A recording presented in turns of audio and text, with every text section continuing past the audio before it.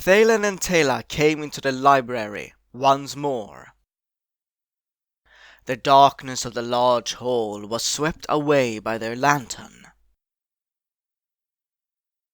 The dwarven librarian and the priestess were some distance away, near the entrance of the hall. Their voices echoed between the walls.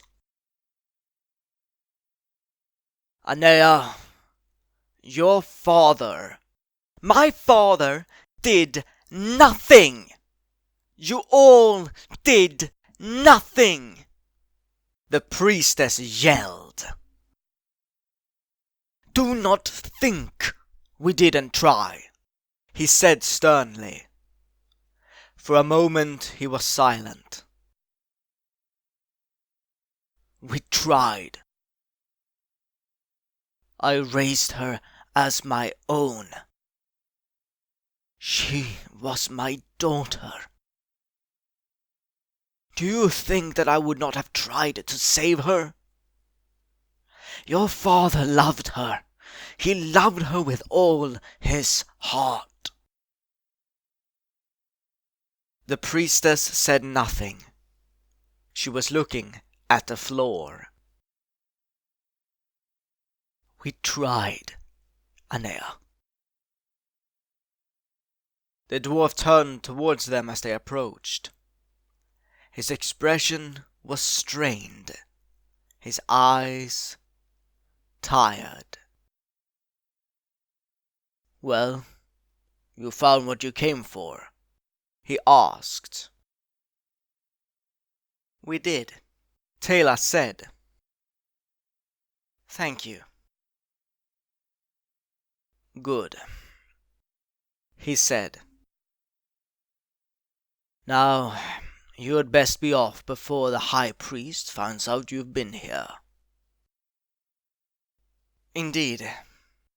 Thank you," Thaelen said, nodding his head. "Anea, please lead them back to the temple entrance." The priestess was at first silent, then said, "Of course. Please follow me." "May the blessings of the gods be upon you," the dwarf said as they left the library.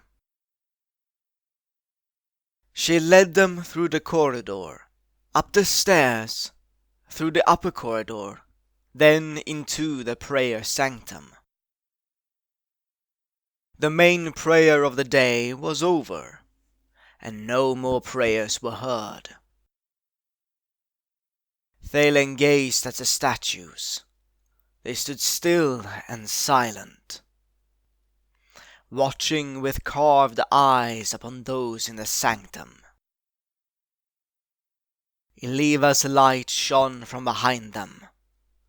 She was dipping towards the western sky, and her light was golden.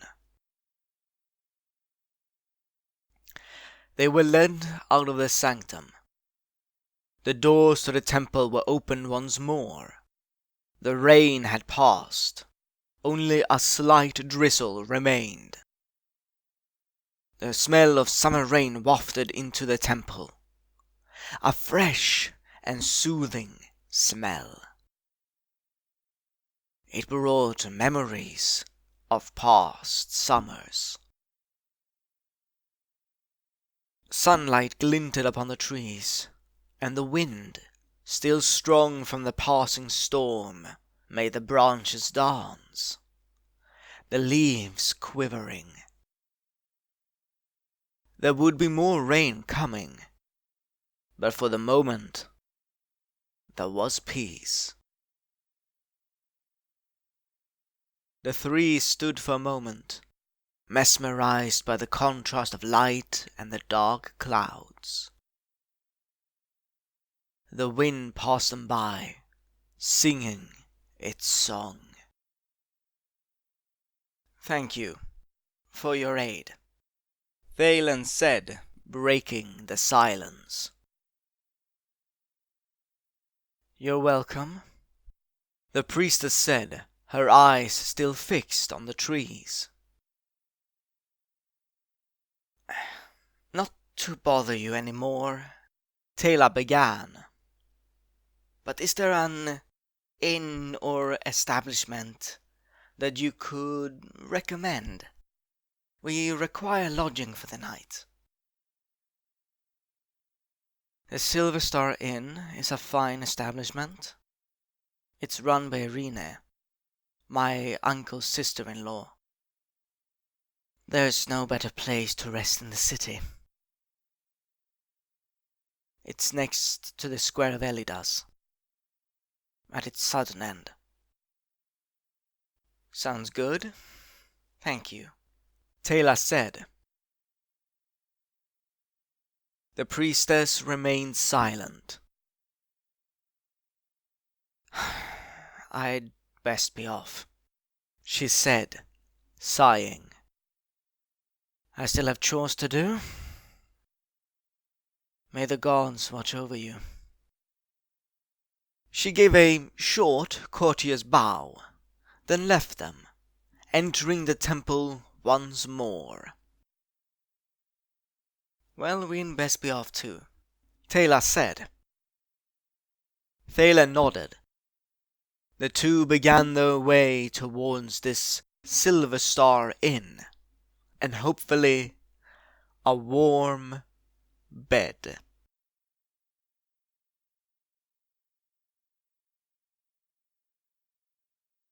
The Square of Elidas.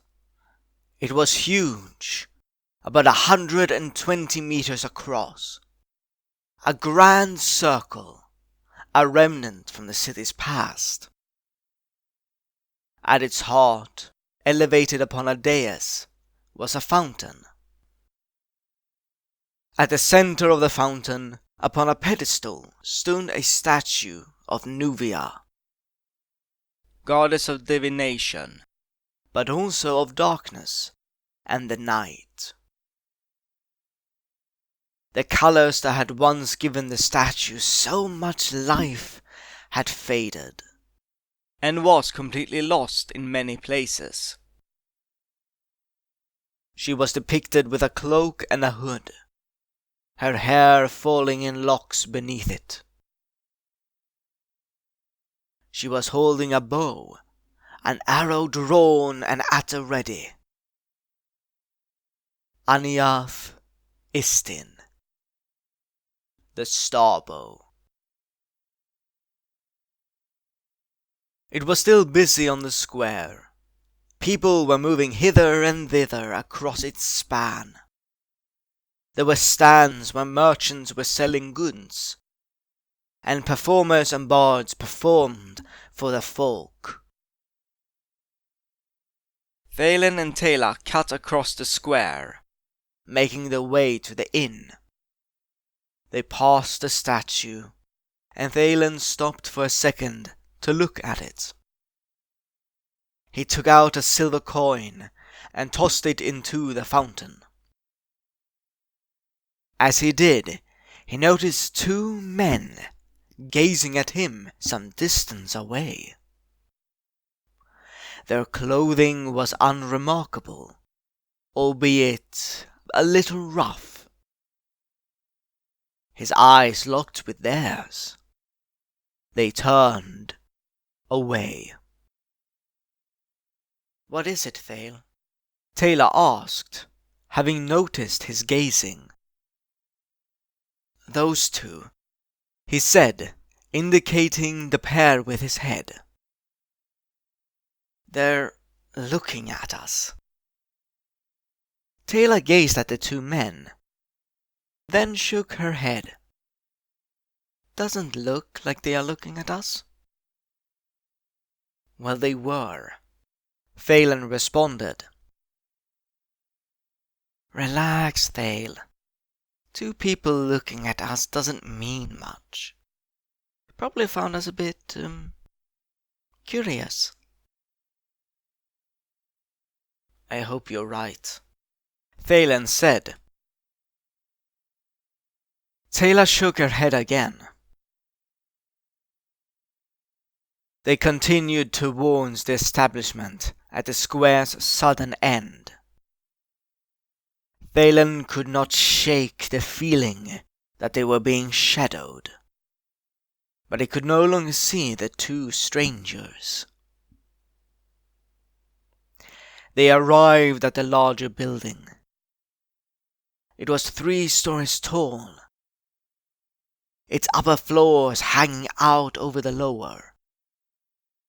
Its walls were plastered white, and, all in all, it seemed far more well off than most other buildings in the city. A sign hung above the door, revealing it to be the Silverstar Inn. Laughter and song spilled out through the open door, the sound raising their hearts.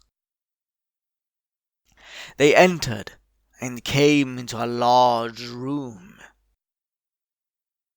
To the right of the entrance was the bar of the establishment, and on the opposing wall was to be found a fireplace. No fire was lit. There was no need for one in the summer warmth. A staircase led upwards in the far right corner.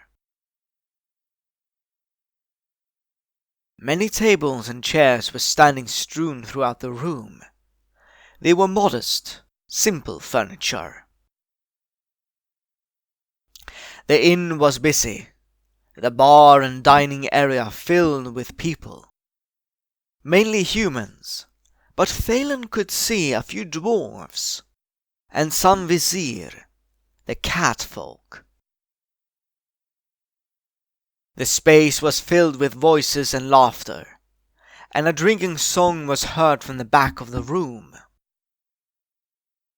A few heads turned to look at the newcomers, but otherwise they gained little attention.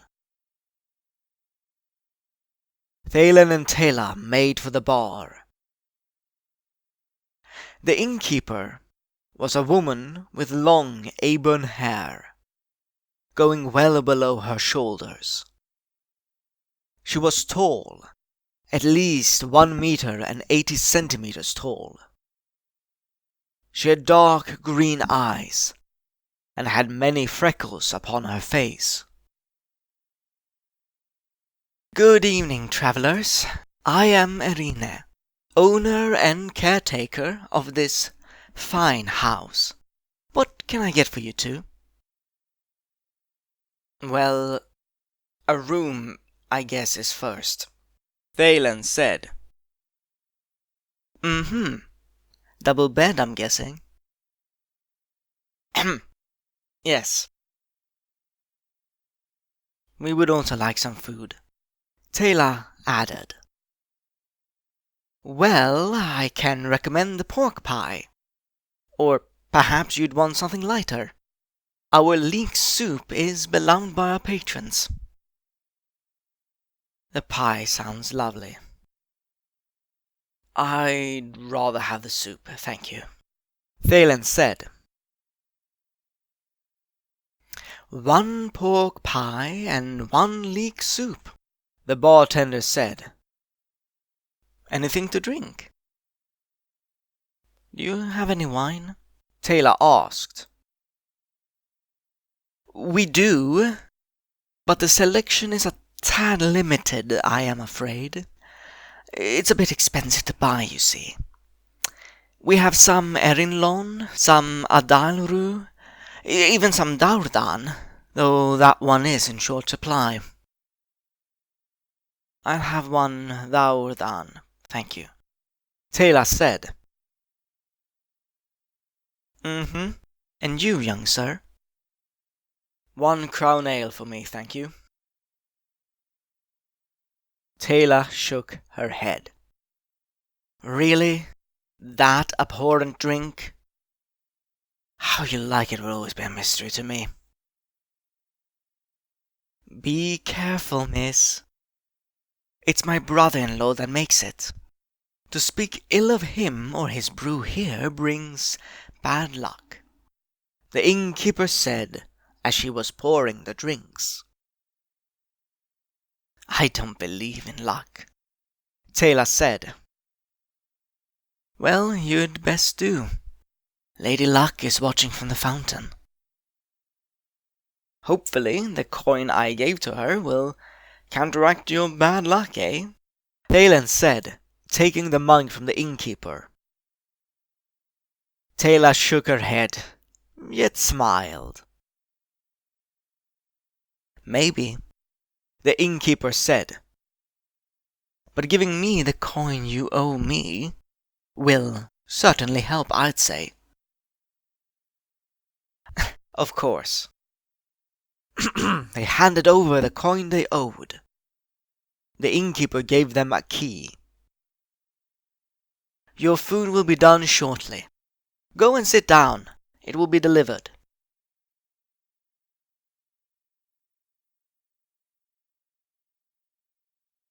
They sat themselves down at an empty table close to the entrance. Taela took a sip of the wine. They call this wine, she said with a grimace. And in a mug, not a glass. Thaelen shook his head. And that's why I decided to pick the ale. But wine in a mug, Thaelen. Not even the taverns in the low tier of Eral sell wine in a mug. Few of them even sell wine, he answered her. They chatted for a while, near half an hour at least. Then at last the food was delivered. The pie was good, but simple, a little dull, not the dining she was used to. But it was hearty, and after a long day it was not half bad. Thaelen seemed to enjoy the soup. He had been given a small loaf of bread to go along with it. Once she had finished, Taela leaned back in her chair. It was a little uncomfortable, but not the worst chair she'd ever sat on. Her eyes passed over the folk in the inn. They were simple folk. Few seemed to have any considerable amount of coin. Thaelen too finished his meal. As his eyes scanned the room, he noticed two men talking to the innkeeper. The same strangers that he had noticed before. Their movements seemed strained, even erratic. Occasionally their eyes passed over the crowd, and whenever they passed him and Taela, it seemed as if there was contempt burning within them. He did not hear what was said, but the innkeeper seemed not at all happy with their presence. She towered over them, yet they didn't seem intimidated. Irene made a gesture to the door, and just audibly, he heard, "Leave." One of the two strangers said something that Thaelen didn't hear. Then they left, heading towards the door. Irene scowled at them, her eyes following their movements. As they passed Thaelen and Taela, one of the strangers stared at them, his glare cutting into Thaelen. He shuddered a little. "You all right, Thaelen?" Taela asked. "It was the two I saw before. The innkeeper didn't like them." Taela shrugged. "Maybe thugs. I've heard a great deal about this city." Maybe. But they glared at us, as if they knew who we were. Calm down. Those two? They glared at pretty much everyone here, she responded. Thaelen looked about. The room seemed once more to be merry and full of light. He didn't like those two, but at least they were gone. And Taela was right. They had glared at pretty much everyone. He took a deep breath and decided that the two had just been some thugs, if even that. More likely they had just been some poor sods that couldn't pay their tab. He closed his eyes and took another deep breath. There was a sudden, loud boom, like the crash of thunder. The building shook, and heat welled from the cellar below.